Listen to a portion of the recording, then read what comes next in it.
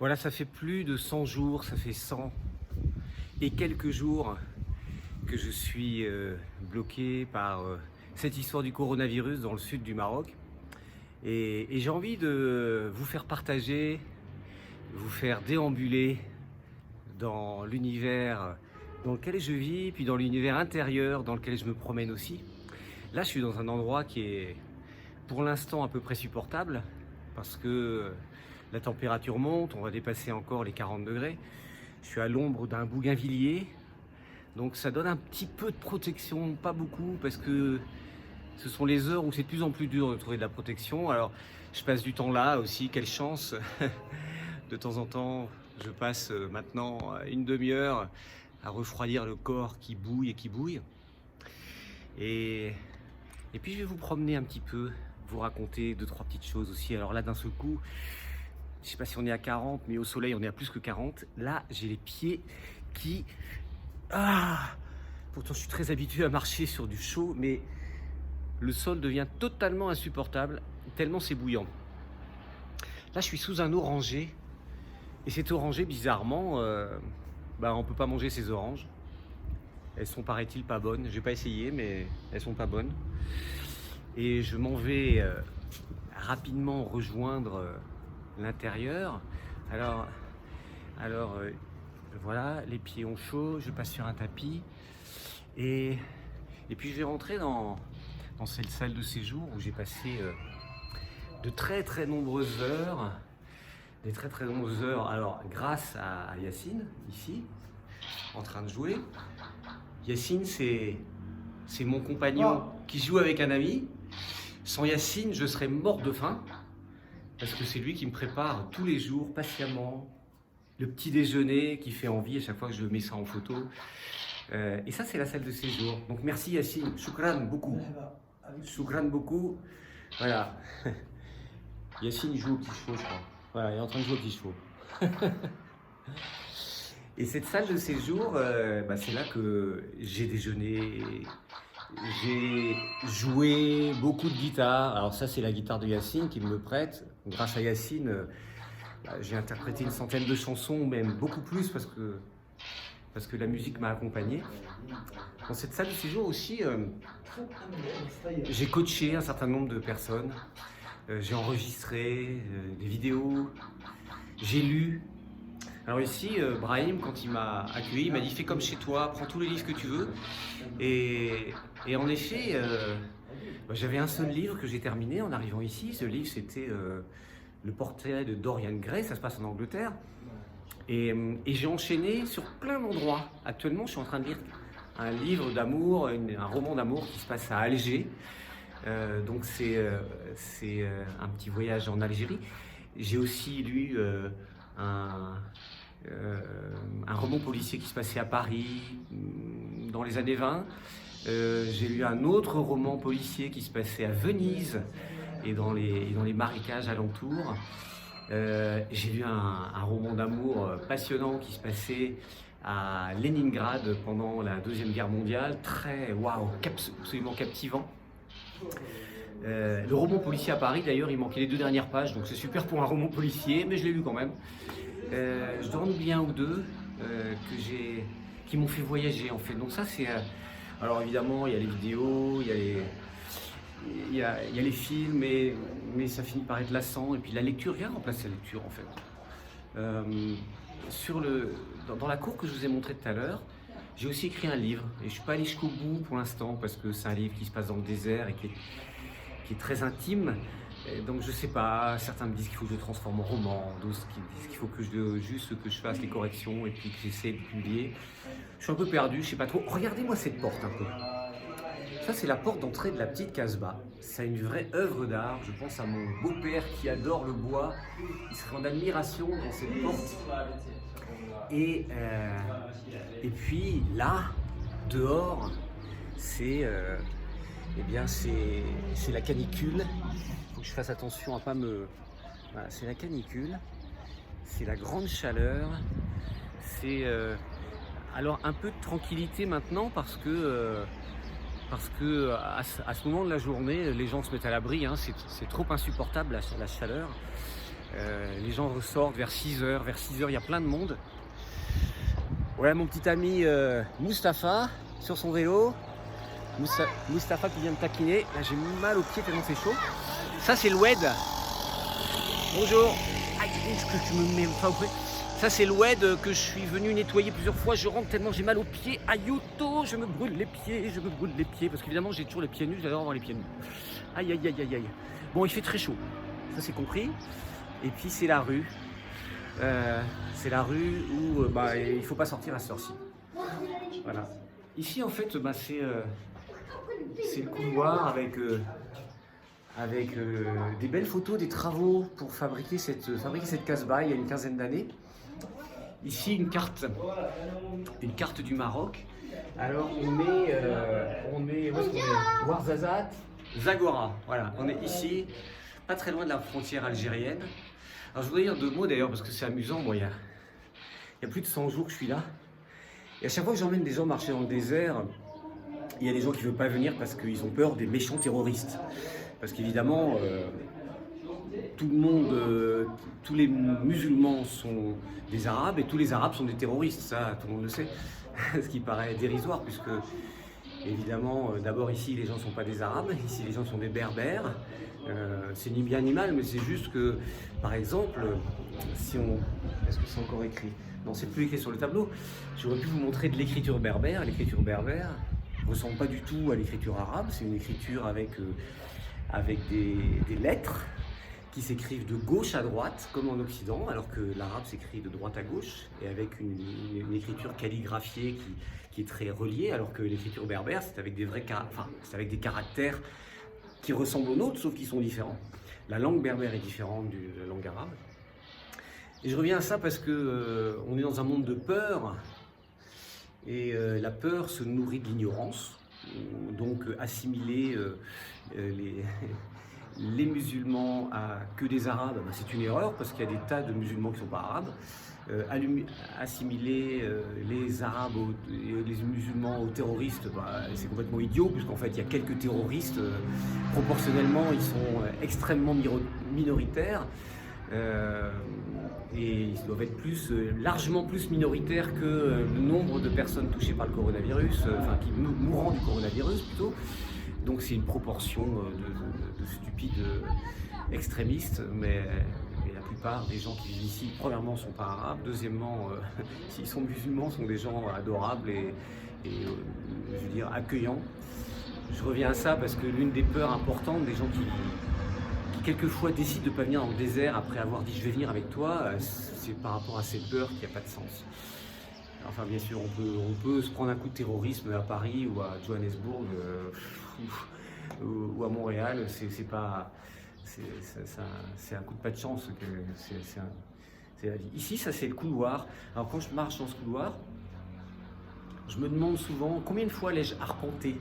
Est-ce que j'ai dépassé les 1000 fois maintenant? C'est possible parce que je suis dans cette maison depuis, voilà, j'ai passé quelques jours ailleurs avant d'atterrir ici, mais je suis pas loin de 100 jours dans cette maison. 100 fois 10 fois par jour le couloir, c'est bien possible parce que j'habite là-haut, on va y venir. Et donc, comme j'ai toujours des chiffres dans ma tête, parce que moi j'ai une tête qui fait tout le temps des calculs, ça n'arrête pas, eh bien peut-être que je l'ai fait plus de 1000 fois. Et quand je passe dans ce couloir, alors là se trouve la station technique où de temps en temps le wifi se casse la figure, soit parce que c'est lui, soit c'est parce que le réseau qui tombe plusieurs heures, donc on perd accès. Alors je passe devant cette station technique et la plupart du temps je passe devant Ali. Et Ali, il passe sa journée à faire tac tac tac tac tac tac tac tac tac. Non Ali. Le voilà Ali. Alors, ce couloir est très décoré. Il est très décoré sur les côtés. Les murs sont épais. On voit que les murs ici gardent bien la chaleur. Donc c'est un endroit presque frais. Je veux dire presque parce que quand même, parce que la chaleur, elle gagne tout. Là à l'intérieur, je ne vais pas faire trop de bruit parce que je crois que il y a Youssef qui se repose. Youssef, c'est un voisin, le papa d'Ali, qui est depuis plus de 3 mois, il n'a plus de travail. Il est chauffeur de taxi. Il m'a expliqué que les jours normaux, il gagne 70 dirhams, c'est-à-dire que ça fait 7 euros. C'est juste pour imaginer aussi le niveau de vie que les gens peuvent avoir ici, parce que bien sûr, les choses sont moins chères, mais avec 7 euros par jour, on fait quand même pas d'immenses projets. Et là, depuis 3 mois, il n'y a plus du tout de travail, plus du tout de revenus, ce qui n'empêche pas de prendre soin de moi, de m'apporter un dessert pendant que je mange un dîner. Ici, il y a une verrière qui est très chouette, qu'on va revoir. Voilà, ça pourrait être un coin sympa pour s'asseoir d'ailleurs, mais il n'y a pas de siège, donc on ne peut pas s'asseoir là. Donc voilà le grand couloir que j'ai arpenté des quantités de fois. Une des chambres où dort Yacine, parce que Yacine il dort à des tas d'endroits différents. Et puis ça c'est l'escalier. Alors cet escalier, ça pourrait être un endroit très agréable parce qu'ici c'est frais, enfin frais, faut relativiser quand même, hein. Mais c'est un endroit qui m'a servi très sympa pour interpréter des chansons. Voilà. Donc je me suis assis là. Alors j'ai essayé de mettre quelquefois, parce que je connais peut-être 50, 60 chansons tout à fait par cœur, et puis après j'ai quand même besoin d'avoir les paroles devant les yeux, d'avoir un prompteur, ou avoir en tout cas les paroles. Et donc j'ai essayé d'installer ici, sur cet escalier, à la fois ma caméra, mon ordinateur, et puis cet endroit, c'est un endroit qui est bien parce qu'il y a une bonne acoustique. Et puis, mais voilà, donc j'ai fait pas mal de chansons là. Et puis alors là, je sors dans la canicule. Ça, c'est ma terrasse, c'est la plus grande terrasse à l'est du Mississippi et à l'ouest aussi, parce que voilà, elle est super grande. Par terre, c'est de la terre, et donc là, j'ai les pieds qui commencent à ressentir. Et là, il y a la palmeraie. Alors cette palmeraie, j'y ai déambulé un certain nombre de fois. C'est de plus en plus insupportable tellement il fait chaud. Et j'ai mal à ma planète quand je m'y promène parce que j'y vois des monceaux de plastique, de bouteilles en plastique, de canettes, de cochonneries partout. C'est vraiment désolant. C'est vraiment désolant. Je ne sais pas si ça vient à l'esprit des gens qui fabriquent du plastique, d'imaginer de changer, de mettre toute la R&D, non pas sur de la construction du plastique, mais construction d'autre chose. Enfin bref. Donc ça, c'est la grande terrasse. Là, il y a la montagne sur laquelle... Aïe, je me brûle les pieds. Ouf, je me brûle. J'ai marché. Il y a maintenant presque 2 ou 3 mois. Ah, ici c'est meilleur. 2 ou 3 mois parce que à l'époque, on pouvait encore sortir. Maintenant, on peut sortir, sauf que c'est la chaleur qui nous dit essaie de t'abriter. Voilà. Et là, on retrouve le bougainvillier, puis on retrouve le petit coin d'eau qui fait du bien. Voilà, là aussi j'ai tourné des vidéos ici, j'ai fait des chansons ici aussi. Et alors on observe là-haut aussi, alors c'est un autre phénomène amusant là, c'est là où je pointe le doigt, là c'est là qu'il y a ma citerne d'eau. Alors un jour sur 3 ou sur 4, l'eau ne fonctionne plus. Donc il faut que je demande à Yacine de faire une opération magique pour me rétablir l'eau. Et il est fort conseillé de prendre une douche avant 11h du matin parce que après, l'eau froide est bouillante. Évidemment, ma citerne est en plein soleil.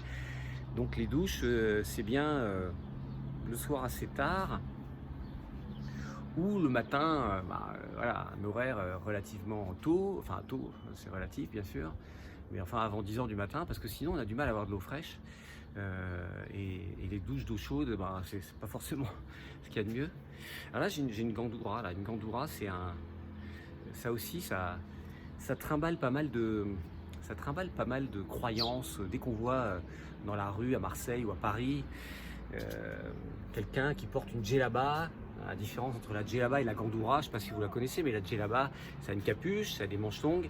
La gandoura, c'est plus un habit d'intérieur, donc manches courtes et il n'y a pas de capuche, c'est plus ouvert. Mais dès qu'on voit un habit comme ça, et hop, il y a tout le mental et toutes les inquiétudes qui sont ravivées. Donc ne vous inquiétez pas, je ne suis pas devenu terroriste parce que j'ai une gandoura.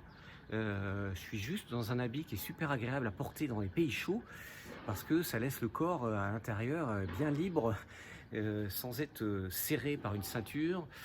Et donc la gandoura n'est pas un symbole de violence ou de terrorisme. Voilà, donc ça c'est un petit tour. Alors dans ce petit tour, il y a aussi tout ce qui m'a traversé l'esprit ici. sur la façon dont on vit, bien sûr. Moi, je connais bien, non, mais je suis venu très souvent en Afrique du Nord. J'ai vécu en Tunisie, j'ai traversé le Sahara, en Algérie. Je suis venu peut-être 20 fois au Maroc. Et, et puis, bon, j'ai l'impression que depuis la première fois où je suis venu, c'était en 1980. Bien sûr, il y a eu des évolutions, il y a du goudron sur certaines routes. Bien sûr, il y a beaucoup de choses qui ont changé. Et en même temps, en tout cas dans des endroits comme ici, qui est une petite ville, ce que je vois, c'est que les traditions restent importantes, c'est que les relations familiales restent essentielles. J'ai l'impression de retrouver des ambiances de ma propre enfance où la famille est là, les cousins, enfin moi j'avais pas les cousins, mais en tout cas les frères et sœurs, les gens ont l'air d'avoir un lien. Il y a une grande partie d'ennui aussi. On s'ennuyait quand j'étais enfant. Ici, on peut s'ennuyer aussi parce qu'il y a beaucoup moins de... Il n'y a pas de télé ici, par exemple, dans cette maison, mais tout le monde a un téléphone portable. Tout le monde, enfin, d'ailleurs, c'est un peu le désolement, la désolation. Pour moi aussi, d'ailleurs, c'est de passer autant de temps devant les téléphones portables. D'ailleurs, peut-être que vous êtes en train de le faire. Les vidéos, bah oui, là, je suis en train de faire une vidéo, c'est contradictoire. Ben, on est plein de contradictions, n'est-ce pas? En tout cas, les questions je me suis posé de nombreuses questions ici sur à quoi sert tout ce que je publie, pourquoi j'ai envie d'écrire. Je suis en train de lire un roman, ça me donne envie j'ai plein d'idées romanesques qui me viennent et qui peut-être pour transformer les choses que j'écris. À quoi ça sert? Et puis quand j'ai lancé quelquefois des idées provocatrices, je me suis fait reprendre de volée par des gens à droite à gauche parce que non, il faut être dans le système, quoi. Et moi je m'interroge par rapport à tout ça parce que je m'ennuie quand je suis salarié. J'ai envie d'être dans une autre forme de vie.